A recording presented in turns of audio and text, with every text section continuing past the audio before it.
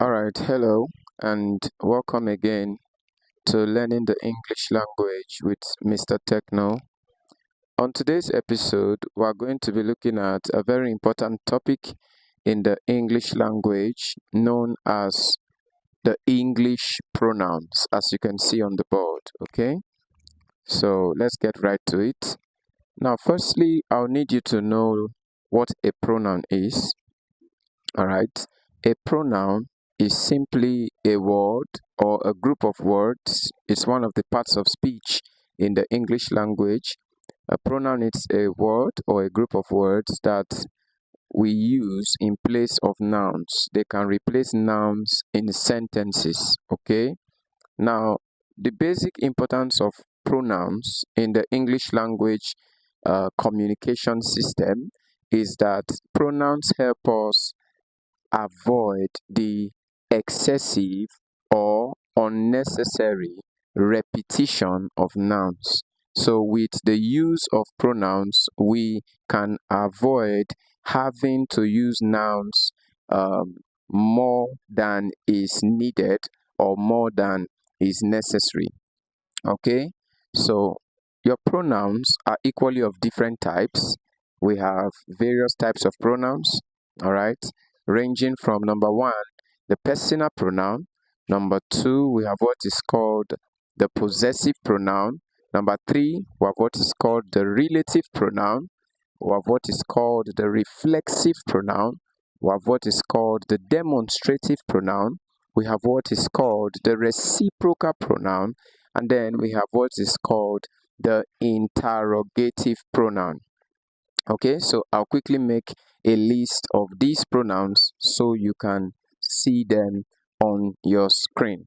Okay, so we have, permit me to put it here, types of pronouns.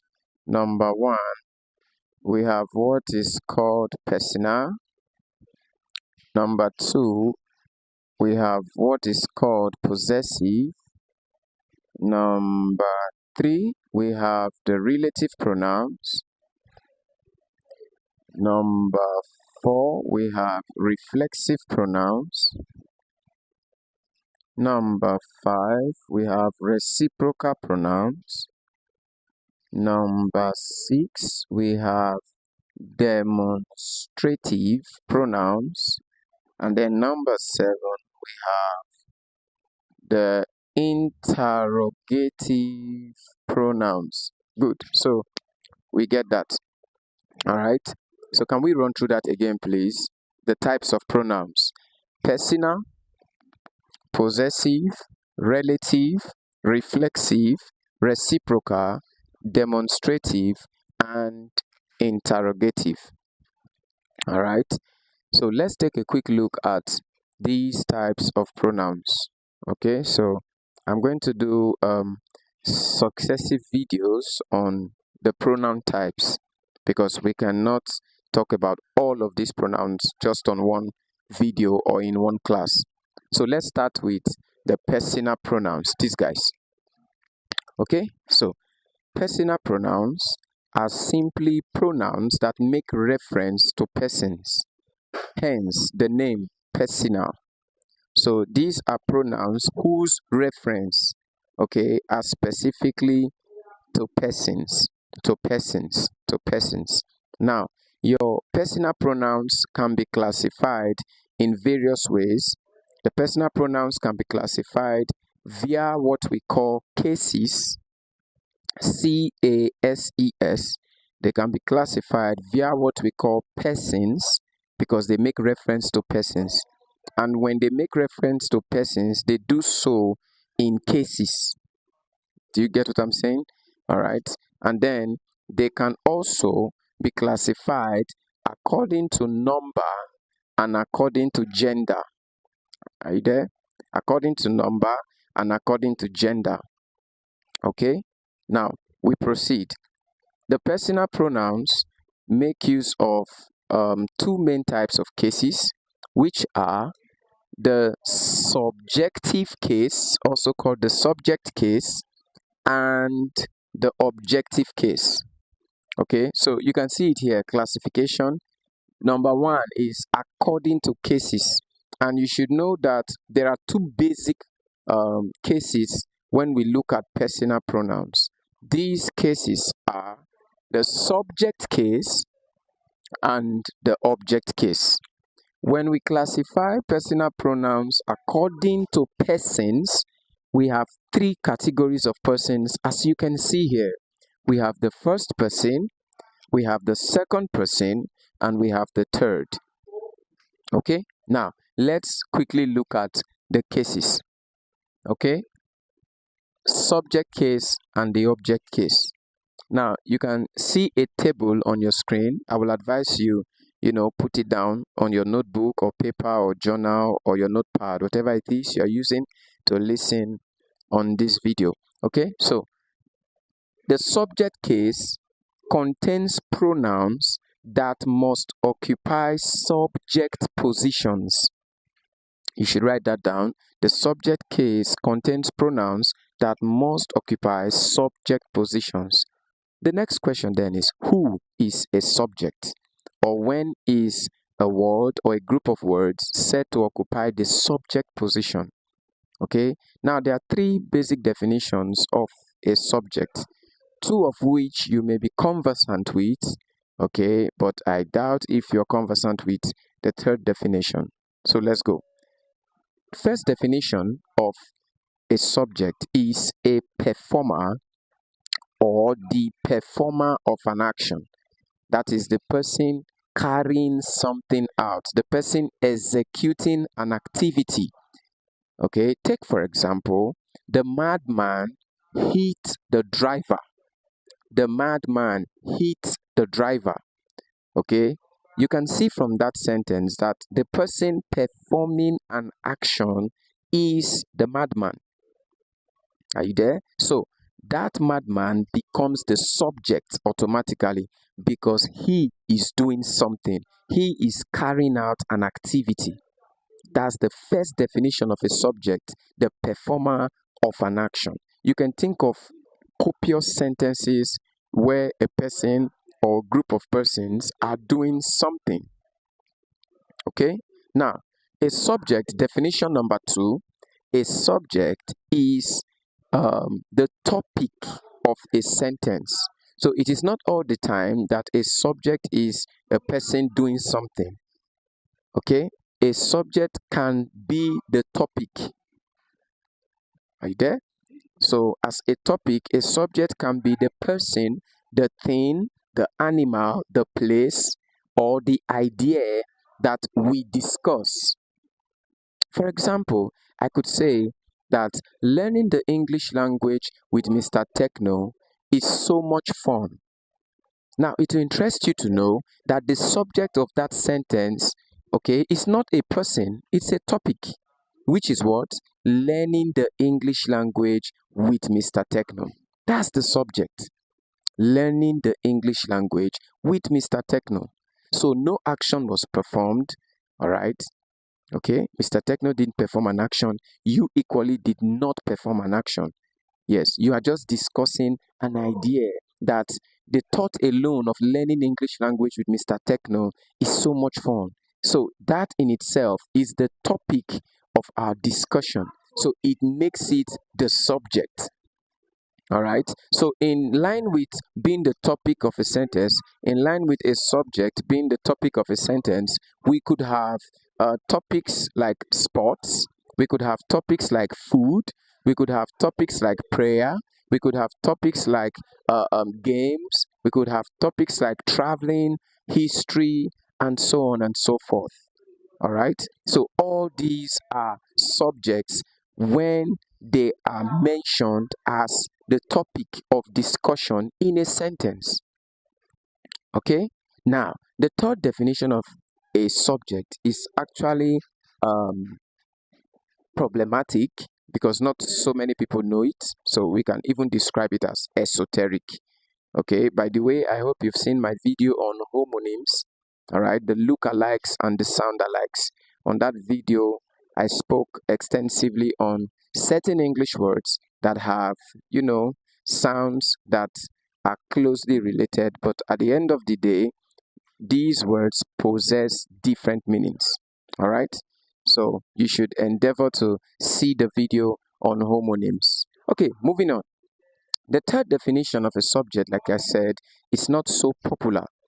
All right? And that definition goes as thus, that a subject is the person or thing to whom something is done in the passive voice. All right. So in the English language, we have what is called the active voice when communicating and the passive voice. All right.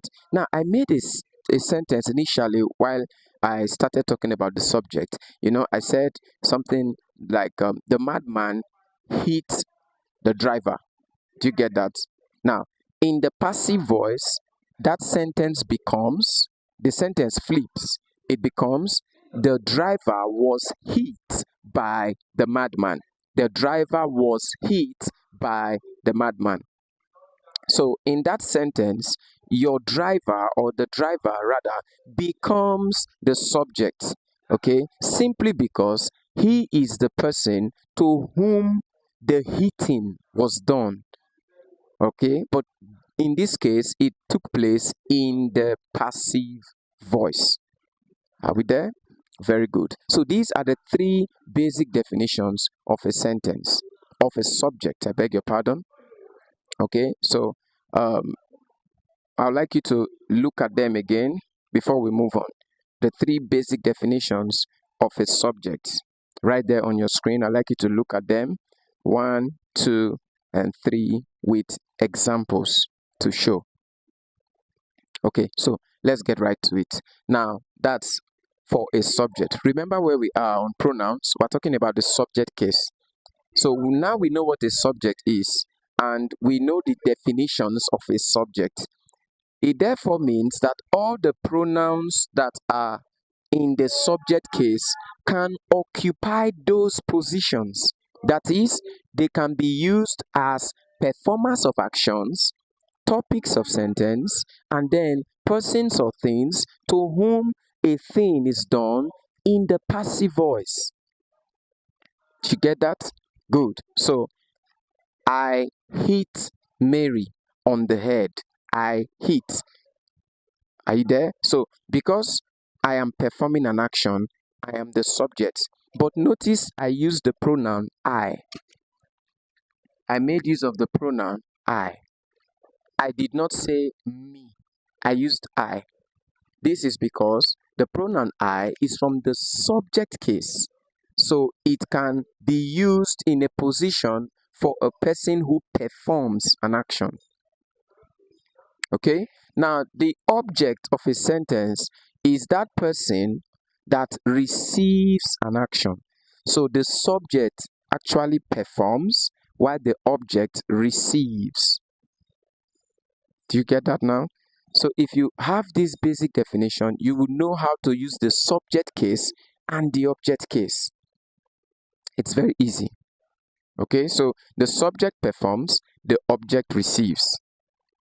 All right, very good. So in the subject case, we have the pronoun I, and each of these subject case pronouns equally have their object case equivalents. Okay, so when we have the pronoun I in the subject case, you can see that its object case equivalent is me, you, we, us, they, them, he, him, she, her, it, which is used for things, it. Okay, now when we classify personal pronouns in terms of gender, okay, there are 4 main types of gender. I hope you know that. All right, we have the male gender, which is masculine. We have the female gender, which is feminine. We have the common gender. Common gender means it is neither male nor female, rather it's a combination of both. And then we have what is called the neuter gender, which is the gender of non-living things. Excellent, you're getting it. Now, the pronouns he and him are masculine. so they fall under the masculine gender. The pronouns she and her are feminine, so they fall under the feminine gender. The pronoun it is for objects, that is to say, it is for non-living things. Are you there? Okay, excellent. Now, the pronouns I and you, all right, they make no particular reference to male or female. They can make reference to either. Are you there? So it therefore means that they are common. That is, they are not male, they are not female. They could be one or they could be both. Okay? Then the pronouns we and they are equally in the common gender. Okay? So masculine, feminine, common, and then neuter. The neuter gender, do not forget, is the gender of non-living things. And the pronoun representative of that gender is the pronoun it. The pronoun representative for masculine gender is he or him, depending on the case. The pronoun representative of the feminine gender is she or her, depending on the case. And then the pronoun representative for common gender include I, you, we, and they, and their objective equivalents. Are we there? Okay, now we can proceed. Classification number 2 of personal pronouns, according to persons. Now please take note, there are 3 types of persons in the English language, that is to say in the personal pronoun. Okay, we have the first person, which is usually the speaker. Okay, just like I am speaking, the first person. And now this first person has a singular and a plural form. The first person singular is I. Okay, that is, if I have a singular speaker, we represent such a speaker with I. Okay, and then if I have a plural, that is, I have more than one speakers, it becomes what? We, as you can see on your screen. The second person is also known as the audience or the listener. Okay, now whether it is in the singular or plural, it remains you. It remains you.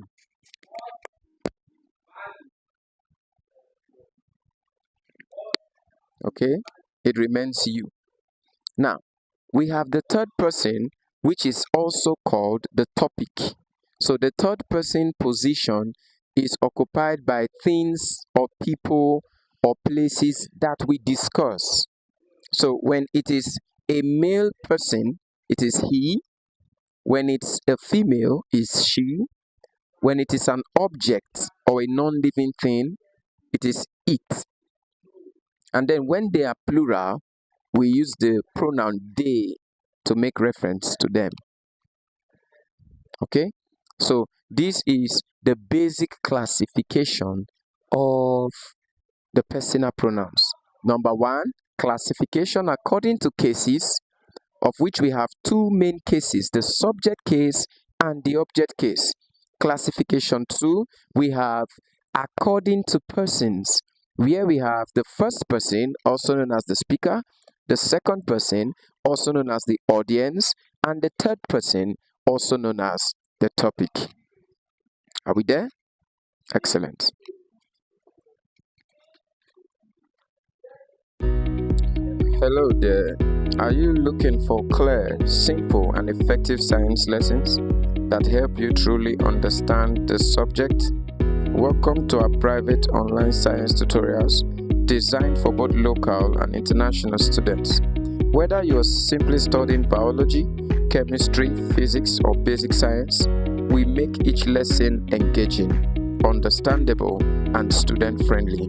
Our classes are 100% online, flexible, and tailored to your pace. We provide one-on-one private coaching, easy-to-follow explanations, exam-focused training, weekly progress tracking, affordable and accessible classes from anywhere in the world. If you want to boost your grades, build confidence, and enjoy learning science, this is the class for you. Click the link to register now and start your journey to better results. We simply can't wait to have you in class. All right, you're welcome back. So we have questions on the board which involves personal pronouns, as you can see. Okay, so we have just 3 questions here. All right, and this is not to suggest that these are all the questions on personal pronouns. No, these are past questions from the popular national exam in Nigeria, known as the UTME, which is the Unified Tertiary Matriculation Exam. Okay, we have other exams like the SSCE, GCE, and so on. And pronouns are evidently tested every other year in these exams. Okay, so the essence of this aspect of the class is to look at how we answer questions on personal pronouns and also to take important rules on how personal pronouns are used. Come with me. Okay, now do not forget the cases and the persons. Do not forget also the definition of a subject and the definition of an object. Okay, so let's take a good look at question 1. The question goes, it says, dash are good friends. Short question, dash are good friends. Okay, now A says he and I, B says him and me, C says I and he, then D says me and him. Now, when you see such questions, okay, the first thing I need you to do is take a good look at the options. All right, take a very good look at the options. Now, you will find that at the options, we are actually dealing with 2 pronouns. Okay, let me put it here. We're actually dealing with 2 pronouns. The pronouns I and me. You can see the connection. Permit me to do this. The pronoun I and me, and then the pronouns he and him. You see that now. You remember in the previous video or a while back, I told you that each of these subjective pronouns have their objective equivalents. Very good. Okay, so you can see that this question is just involving 2 personal pronouns. Yes. So what then do we do? First, I said identify the pronouns involved in the options. Okay. So you will realize now that 2 of these pronouns are from the subjective case. And these 2 include the pronoun he and the pronoun I. Permit me to do this as well. Oh, the pronoun he and the pronoun I. Okay, so we have this and then we have this from the subject case. All right, then on the object case, we have him and we have me. So it is obviously evident that the teacher, or rather the examiner, wants to see if you, the candidates, can tell when to use the subject case and when to use the object case. Okay, so the next question we have to answer is, when do I use the subject case? Now, the answer to this is simple. It comes from the definition of the subject. So let's do a quick recap. Who or what is a subject? Number 1, we said it is the performer of an action. Go back to the question. Is any action being performed? No. Number 2, a subject is the topic of a sentence. Do you remember that? Very good. And as a topic, it could be male, it could be female, it could be both, or it could be things. We could talk about a male, a female, or we could talk about a random subject. Now, you can see that the persons who are here are obviously the center of attraction or the topic of discussion. Are we there? This particular point where a gap was placed is supposed to be occupied by the topic. Yes. So the way we find a subject, okay, like here, is by asking the question, who? Who are good friends? Okay. So this is the position for the subject. That's what I'm trying to say. Because the people being talked about, the people that are said to be good friends, are the people who should be here. I don't know if you get what I'm saying. Good. So it means these people here are the topic. All right. They are the topic of our sentence. Okay. Now, if it is the topic of the sentence, it means we are dealing with subject case because a subject is the topic of a sentence from the definition I gave you. It therefore means that we are going to be working with pronouns that are strictly from the subject case. So we have no business with object cases. That is, options that carry him and me. Wrong. Wrong. We are left with two options now. He and I, and then the pronouns I and he. Okay? Now, do not get confused or do not get troubled when you hit such a point, okay, when you are faced with pronoun questions. Now, you should take note of what I'm about to say. Number one, when you are given a question on personal pronouns involving any two of these persons, any two of these persons, take note, there is an order with which we arrange them. Okay? And what is that order? It's very simple. All right? It's like the formation of a football match. Yes, the way clubs play football and they have a formation. So the formation we use here is called 2-3-1. The arrangement of persons here is 1-2-3.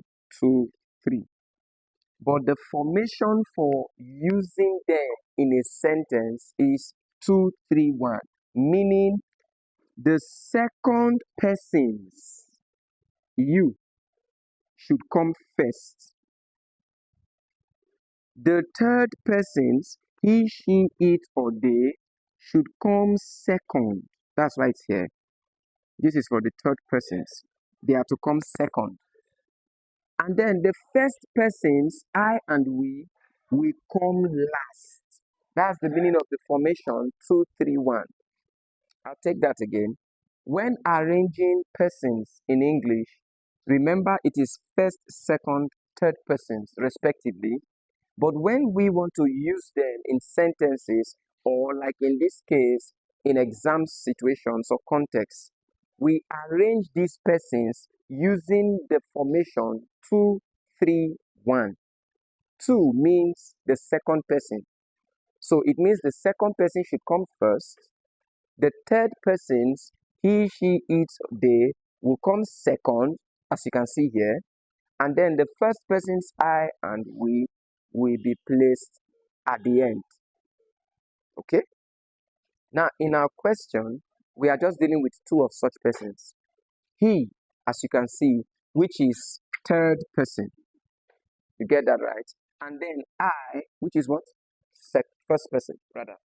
He is third, I is first. All right? So, based on this order now, second person comes first, third person comes second, and the first person comes last or third. Okay? Now we do not have a second person, as in the pronoun you, in the question. So we are just dealing with the third person, he, and the first person, I. So if we remove the third person, we'll be left with, if we remove the second person rather, we'll be left with the third person and the first person. So it therefore means that the third person will come before the first person. So the option that shows this accurately is the option A, where the pronoun he, which is the third person, is coming first. So third, and then the pronoun I, which is the first person, is coming last, which in this case is the second position. We're dealing with just two pronouns. Okay, so our answer here will be option A. I hope you get that. Okay, so please, for the sake of understanding, you may have to replace some parts of this teaching in order to get the message. But I do hope you get the point, okay, in a go, right, or at one go. Yes. Question 2. It says Baba and Dash participated in the tournament. Now, this is very easy. You should not be troubled. All right. You can see that there is a verb here called participated, which means an activity or an action was carried out. Now, you remember that a subject is the performer of an action. So it means, therefore, that the gap here, we have to be occupied by a pronoun in the subject case category. Are you there? Because an action was performed, and that is what it means to be a subject. You perform an action. Okay, so if you look at all of these pronouns, you will discover that the only pronoun here in the subject case is the pronoun he, just as you see here. Do you get that? Very good. So the answer here will be Baba and he participated in the tournament, not Baba and him. Okay, very good. So question 3, it says it was Dash who fought the civil war. You see again that an action is being carried out here, and that action is represented by the verb fought, which is the past tense of fight. Action is being performed. So it means again that we are dealing with the subject case. Okay? So we have the option A here, which says they. We have them, we have those, we have theirs. All right? Now, if you have been following, you will realize that the answer here should be they, because an action was performed. It was Dash who fought the civil war. So simply put, they fought the civil war. They fought the civil war. Very easy. Action performed.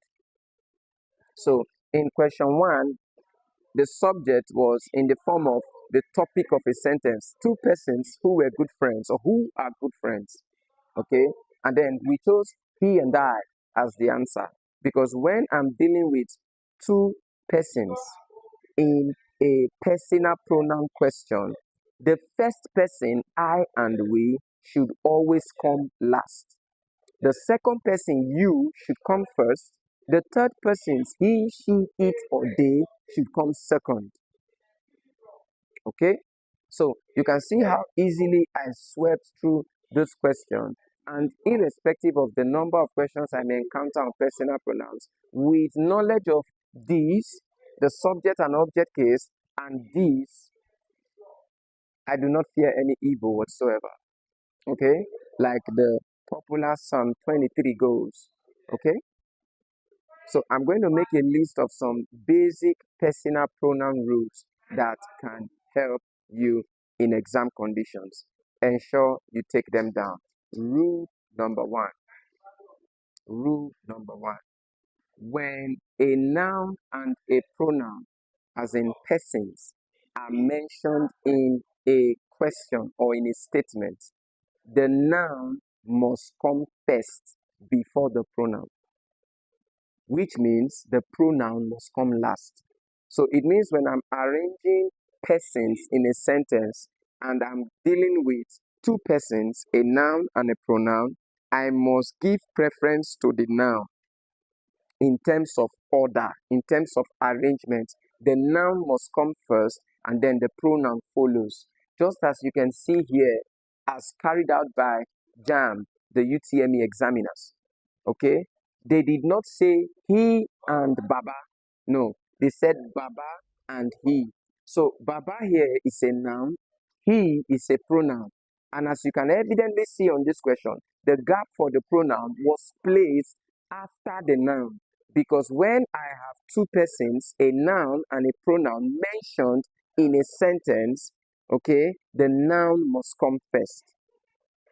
Excellent. Rule number 2, okay, when we compare personal pronouns, that is to say, when we make use of words like than, okay, that is, we're trying to draw a comparison between two persons, all right, and we make use of certain comparison particles like than and as, okay. He is not as smart as, she is not as stupid as, all right, they are taller than. Now, when we compare two personal pronouns, okay, you must ensure that such pronouns come from the same case. That is to say, if I'm comparing two personal pronouns such as we and I, okay, with the use of than or us, all right, I'm compelled, that is by grammatical laws, to ensure that the pronouns I compare are from the same case. Yes. Okay? So, I do not, therefore, take one of the two pronouns in comparison from one case, e.g. subject, and then pick the other from object. No, it doesn't work that way. It's ungrammatical. So I must ensure that both pronouns in the comparison are coming from the same case and not different cases.